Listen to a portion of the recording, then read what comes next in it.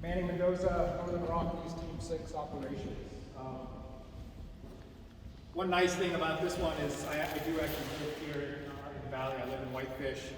When this fire broke out, well, before that, like Bruce was talking about, we were heading down to the Colt fire, and I knew this one was starting to emerge. Like we talked about, the Type 3 team was on this fire, and it was starting to emerge. We had some expected fire weather in there, some high winds, hot temperatures. We had upper 90s. They had started losing those lines. I was talking to some folks up in Eureka, and we knew it was a good probability of coming on to Tally Lake. So I gave Bruce a call that morning and said, yeah, I'm probably not going to roll with the team. I need to take care of this issue right here. But the nice thing is the way we manage fires is it's all based on priorities. And at that time, this fire was a pretty high priority. So we were heading down to the Colt fire. Previous teams down there did a really good job containing that fire. So the decision was made to make our team put it up here. And I think that was a good decision. What we had, the winds we had, that was forecasted winds at 40 miles an hour, it was the right choice. There was a lot of important values, and I'll speak to that too. Kind of what I want to do is just kind of talk about the operation, where we are now, and then like Paul talked about, where we're going into the future. So again, the fire started back here on the Kootenai National Forest. As you guys know, the fuel types, it's a lot of whitewood, Engelmann spruce, subalpine fir. But the nice thing that we've done is this is a logging area, so we put a lot of cuts in here, and because of that, it's given us a lot of opportunity. So we've gone in here, and as this fire grew, we've been able to connect these lines. The hard part that the Type 3 team didn't have was the ability to get a lot of the hand crews that were going again to those higher priority fires. So while they had the machinery, getting these lines in, as we know, you can put a 3-blade wide dozer line in this country, but if you don't back it up with boots, hose lays, sprinklers, and put that fire out, the fire is going to continue to grow. It spots, throws fire out there, and continues. So the horsepower is really important in this kind of fuel type. So again, with the expected winds, the fire started punching out in here. That first day, it was Friday, it was Thursday, expected. It grew out to about here. Second day, we had some high winds, enough winds where it was shutting down some of the aircraft that we had. We had retardant planes, we had the scoopers, and we had helicopters. They were getting bucked around the retardant planes, so we had to shut those down.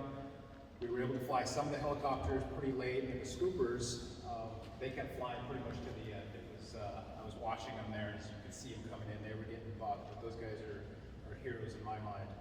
And it made a run here.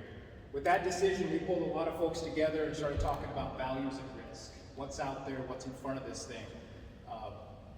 My wife teases me a lot because I'm always just like, man, you're such a downer. But you got to be thinking worst case scenario, right? What is the worst thing that can happen on this fire with what we know, with the expected conditions, the fuel types, and the weather?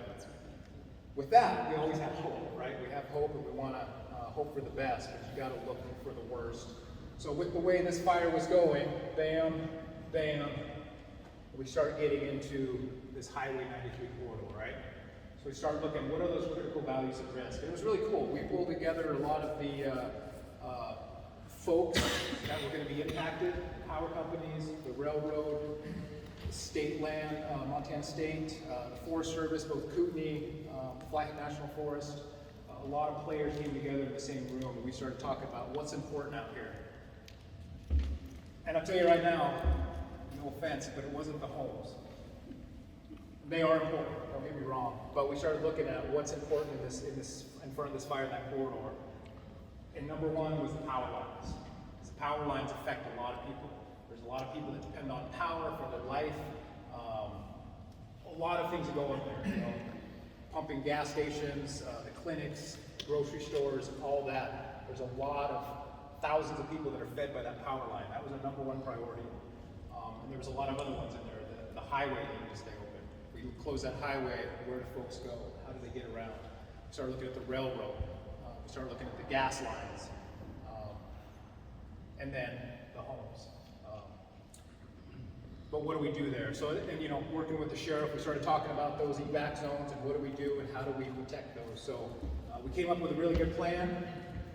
If we need to do evac, and I'll let the sheriff later if he wants to answer questions on that, but I think he made a good, smart decision. It takes a lot of time to get folks notified and get folks out.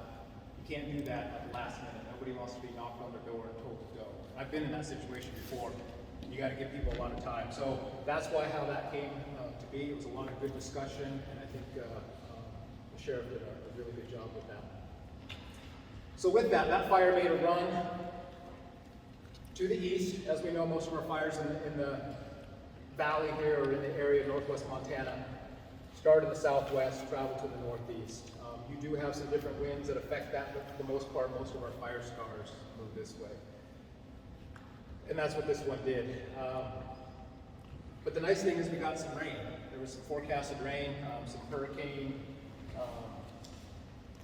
moisture that came up with that, and it did a lot of good.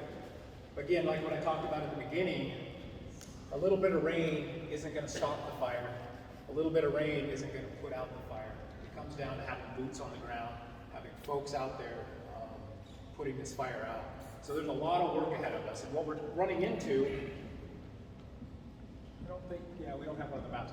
One of the really good maps that shows is there's all the cutting units that are in there, and what I talk about is opportunity. We're always looking for opportunity. Where can we get these roads open? How do we connect those logging sales, fuels units, open corridors, the lakes, the streams, all that? How do we bring that together to get around this? A lot of this stuff I talked about when this fire spotted is it makes this mess in here. You can't just draw a line around this. You can go direct, but all these little spots, you got to get out there. You got to put a fire line around those, and then you got to mop them up. This one out here, I believe, is about 15 acres. Pretty good size. We have a spot in here that doesn't show. That one's 2 acres. Takes a lot of work. So again, we have our work cut out for us. We're going to be here for a while. We're going to be putting these lines in, coming around in here, getting as close as we can, where we can.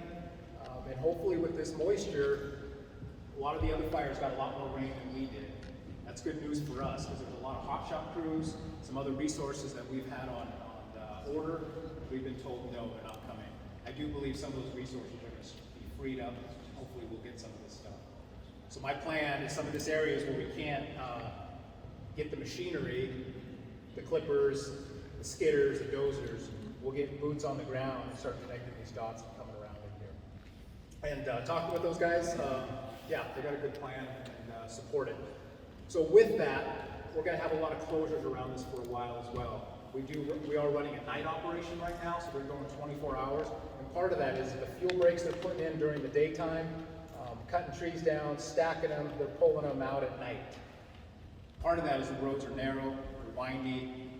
You can't have those operations stacked on top of each other. So they stack them, they do the suppression work during the day, those guys leave later in the evening, the night shift comes on and they move all those logs and brush and everything and get it out of there. So we'll have that operation going for a little while. I don't know when, but we'll be out there for a while. I'm trying to think what else. With that, you know, we do have this closure area to the south, there's closure to the north, and we'll be reassessing that. If there's more rain coming, we have some people knocking on our doors, and we understand that there's a lot of people's livelihoods that depend on getting in there. We have a couple active sales on the Tally Lake side in here and in here, and we want to get those folks in there as soon as we can. We'll grant some stuff down in this area, but probably until we see what this fire is going to do, we'll keep folks at it here. Another one that we just did discuss is there's some logging stuff, some thinning that went in here. There's some red needle splash on the ground. Granted, then we go ahead and get in there and start piling that. All that red needle slash, it's kind of a layer of carbon on the first floor. The sooner we can get that picked up, piled, that'll pay dividends if this fire does get up and start moving again. So with that, we're not done. We are thinking about what next. What if we're not successful, worst case scenario?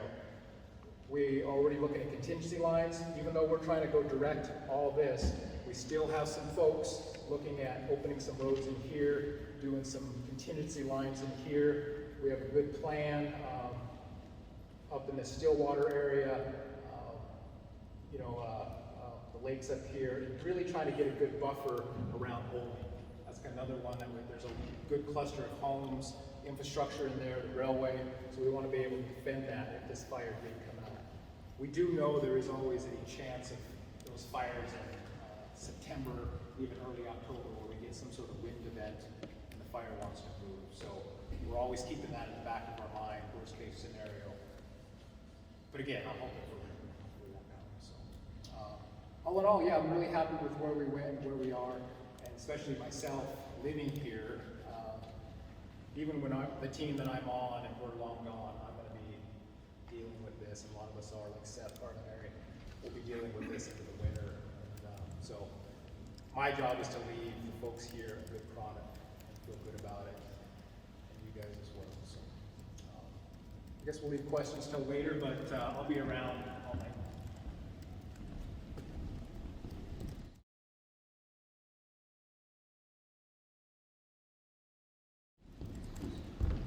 So good evening, everyone. I'm Eric Trimble. I'm the fire behavior analyst for the team, and also I am not the weather guy, but I did bring Jason, who is our weather guy.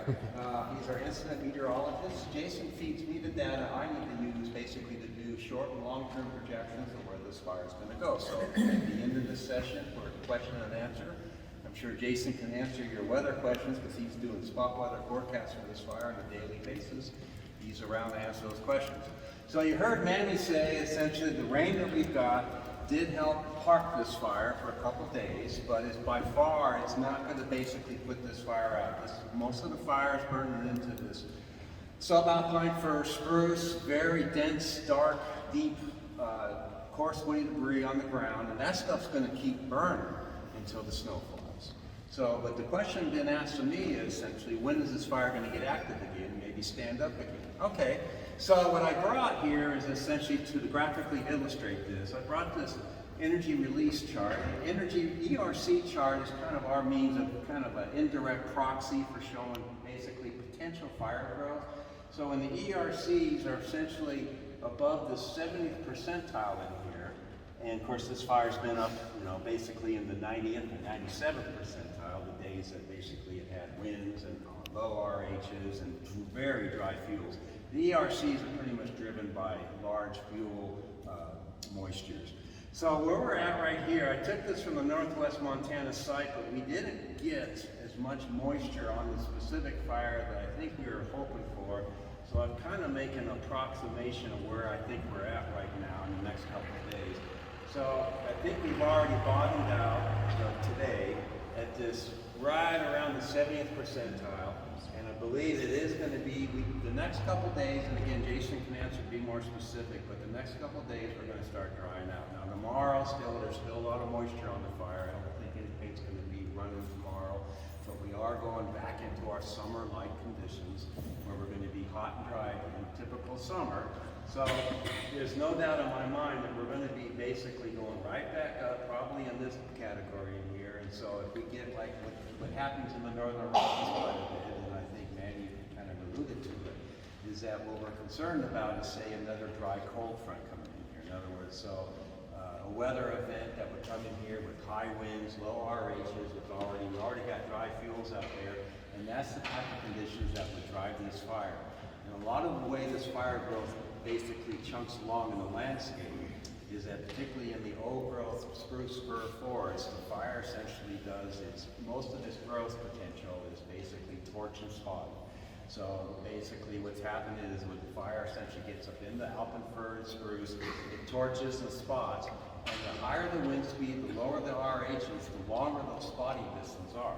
So as you see right here on this map, that's why we've got so many spot fires. When that fire ran several days ago, essentially it torched and spotted. And of course, any kind of direct line in here at that time, basically it can compromise that line.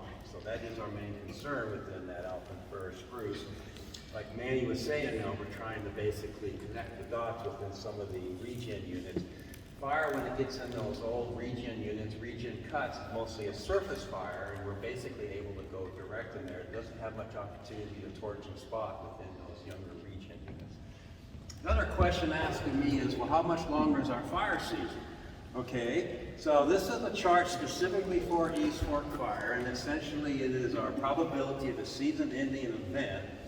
And what we've got here, this is kind of the October 5th line in here. So this is like the 75th and the 90th percentile. So what we're saying is, we're of course back in here in the 20s. So we got a fair long season yet before we get into this, I would say, a season-ending event, the 75th percentile. So just kind of keep it in mind with this chart and then this chart, weather-wise, historically anyways. This is based on historical data. These lines here, this is the max ERCs based on historical data. This is the average ERCs. And depends on our weather forecast, we can be anywhere between here and here and even below that. So if we get a forecast for a little bit more moisture than we thought we'd get, then we'll probably be down here and the fire's not going to be doing much. But if we don't get that forecast, we don't get that moisture, it can be right back up in here. Something else I want to say that's good, that has essentially moderated fire activity. I know you guys don't like to hear this, but it's off-site smoke. And we are due to get smoke from the fires that are currently in western, or basically eastern Washington, that are burning right now. Tomorrow's forecast is calling for gusty southwest winds, and what those winds are doing, they're going to push the smoke essentially over the fire area. Not much in Kalispell or Whitefish, but over the fire area. And actually that shading helps us quite a bit. That takes away 60% of the solar radiation right there when we get that shade. It's just as good as having a very cloudy day. So the smoke, although people do not maybe want to smell that smoke, the smoke actually does help us essentially get a handle on the fire when we get it. So back to the season-ending event. I did put down in here other fires germane to this area that happened in September. We've got the 88 Red Bench Fire and the Moose Fire in 01, and then Howell Ridge back in 18. That all pretty much started in September, and the Moose Fire even was still burning into October. So like I said, we still got a fair long fire season ahead of us, indicative of essentially what this ERC chart is doing and historically what we've had in this country. So with that, I'll ask your questions after